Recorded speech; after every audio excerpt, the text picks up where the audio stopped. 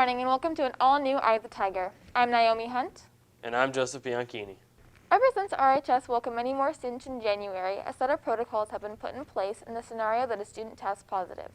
We go to Josh Jones-Shamel with more on the process known as contact tracing.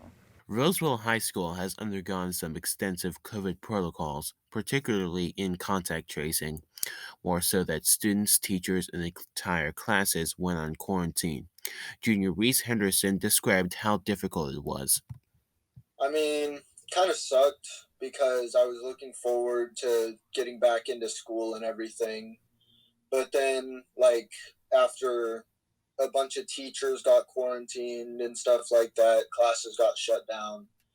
And I feel like we don't do as good on Zoom, so it kind of sucked to have to do that again. In RHS, students are assigned and required seats and also have to fill out hall passes to track where students were. In addition, students and teachers can be put on quarantine due to contact tracing, giving the teaching roles to TAs. Junior Connor Olson Donahue describes how his fellow students felt about the protocols. There's a handful of students who definitely they don't really care, is the best way to put it. They don't like to wear their mask and they take it down whenever they are not being watched by a teacher, or they don't care about social distancing or anything like that. But for the most part, a lot of students, they understand the precautions we have to take, and they take them all the time. So I'd say in the long run, it's definitely just a lot better. There's a lot more students who are caring right now and doing their part than students who aren't, which is definitely a far cry from how it was when we were online only. Henderson believes that through proper protocols, RHS is safer as the pandemic continues. I think what we do is pretty good. It's better to have some kids on Zoom and some kids at school because we can't have all 30 kids in a classroom and everything, because that would be too dangerous, and there would be more people catching COVID and stuff. Contact tracing is fluidly changing based on health department guidelines. And now we go to Connor Egan with sports.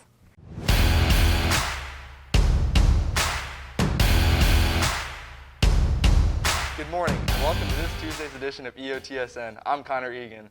A staggering amount of students are playing tennis and golf for the first time. We go to Kobe Estrada for more on the story. As COVID has caused the CIF to reconstruct the normal sports schedule, golf and tennis are two sports that were able to begin during the circumstances. With these two sports starting, it has caused an abundance of students to play sports for the first time in an effort to be able to do something during the virus. Freshman baseball player Lincoln Dottoli discovered a love for golf over the quarantine after noticing baseball might not happen or begin on the usual start time. He took a chance and decided to play high school golf. Baseball, but over quarantine I've been playing golf recently, and I've been enjoying it more and more, so I took a risk on playing that, and I don't know if baseball's starting, so I took a risk on playing golf this year. Golf coach Corey Fukumon is happy to have more boys on the team as it makes the team more competitive and push each other harder. For the boys, we're getting quite a bit more, so it's creating more competition for the kids. Senior first-year tennis player Macy Schaefer decided to play tennis as she wanted to do something in the midst of COVID. So it wasn't happening, and I decided to do something fun and play tennis for the first time. And it's really fun now, really like it. It's a good experience just to get out and do something again during COVID times. Four-year tennis player Natalie Ang is happy to have new girls on the team as they have struggled in the past to have a big squad. It's great. Our tennis team has always been kind of small, so having this amount of girls is really awesome just to see people get better, come out and play.